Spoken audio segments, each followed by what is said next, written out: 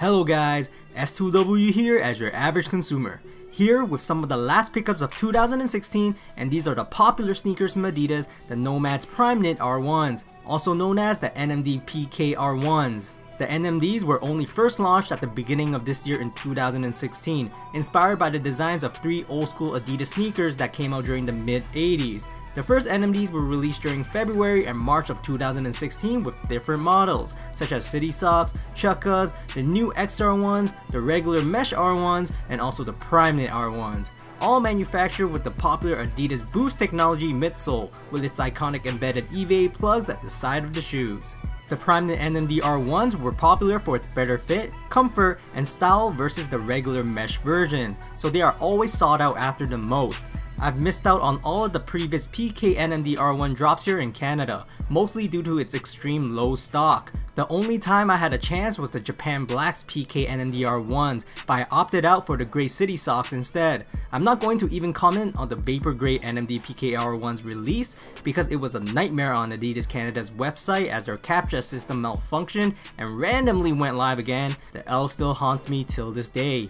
But sad times aside, I got my pairs from a Footlocker here in Toronto with the assist from a kind sneaker buddy of mine, so shout out to him because I am finally able to get my first NMD PK R1s, and this pack were named the Tricolors. I'm assuming it's celebrating the 3-color stripe on this shoe. Online, Adidas Canada had only 150 pairs in each colorway, and it must have sold out within seconds like always with our puny stock. The only thing that bothered me picking up the shoe was Adidas' decision to launch these on a Boxing Day. I mean, come on, of course they would choose the busiest day of the year to launch these. My friend actually thought I bought these shoes on sale, but it's all worth the trouble. Let's take a closer look at the sneakers. Man oh man, they look great in photos and even better in person. I really like the camel prints on the Primeknit material on both of these tricolors. Canada never released the camel packs of the NMD PK R1s, so we struck an automatic L on those. But these camel prints reminded me of those beautiful PK R1s. On the upper, the lateral and medial side consists of a really nice camel pattern running throughout both of the sneakers.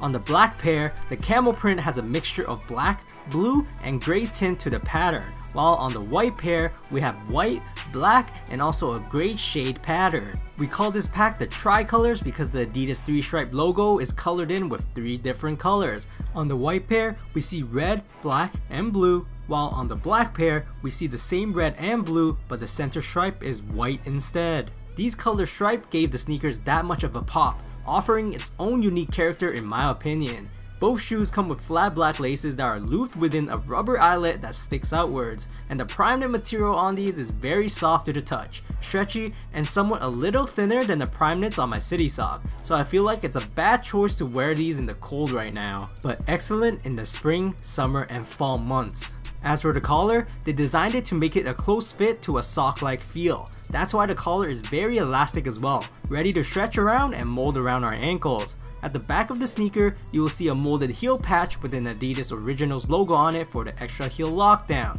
preventing our feet from sliding backwards. Can't miss the pull tab as well, an iconic branding for the NMD R1s, with the words "the brand with the 3 stripes" written in either German, Japanese, English, or French. The language you see on every pair is random because the manufacturing process cuts the pull tab at different places, so every pair will have its own strip of pull tab.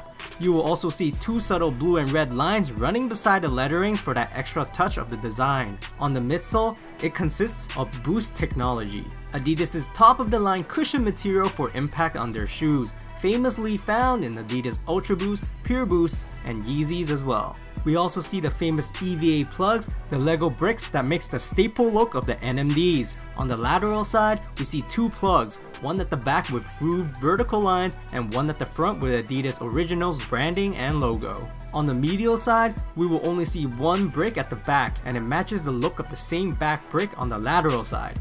They are there to increase stability as you walk, and this is the reason why the boost on these NMDs are not as squishy when compared to the Pure Boost or Ultra Boosts, but they are still a solid and comfortable shoe. A look on the inside, the first thing you'll see is the piece of felt-like fabric on top of the Boost technology. acting as the non-removable insole for the sneakers. There won't be much cushion on the underside of your feet, and additionally, there is literally no cushion around the ankle area of the shoe as well. It's a piece of thin and stretchy Primeknit fabric that surrounds our feet. Flipping the shoe to the side, it is constructed with a rubber outsole for increased durability on the shoe. Traction wise, it doesn't offer much grooves because of the waffle pattern, but as a street style sneaker, it won't be bad against rain. You will also see the engravings of additional Adidas logos and brandings as well, much like all the other previous NMD outsoles.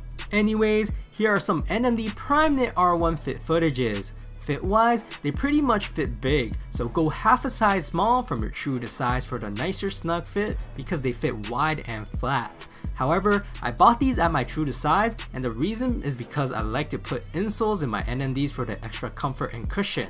Comfort wise, it's a very subjective discussion, and I do find these NMD Primeknits hands down comfy on the upper, but hear me out, these in Canada cost $230 at retail before tax, and depending on where you live, taxes will destroy your perception of the real value on the shoes, and that has happened to me in this case. In my own opinion, they are more comfortable than the mesh NMD R1s in terms of the free-forming and non-restrictive feel on your feet.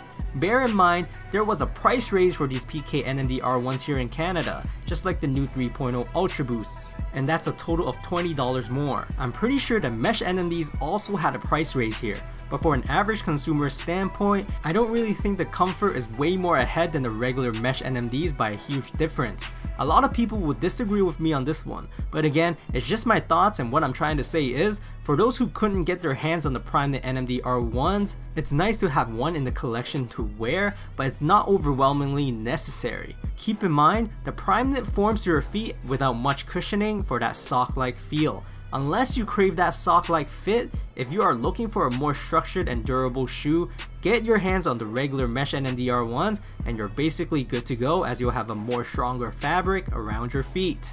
Midsole comfort wise, these fit well with my wide flat feet, but if you are the type where you like squishiness and responsiveness, go for Pure Boosts or Ultra Boosts, cause NMDs are known to have a stiffer impact against the floor even though it has boost. The cost for giving more stability to the sneakers. As always, throw me some likes if you liked the video, and let me know in the comments if you also have a pair of NMD R1 Primeknits in your collection. That's it for today, S2W signing off.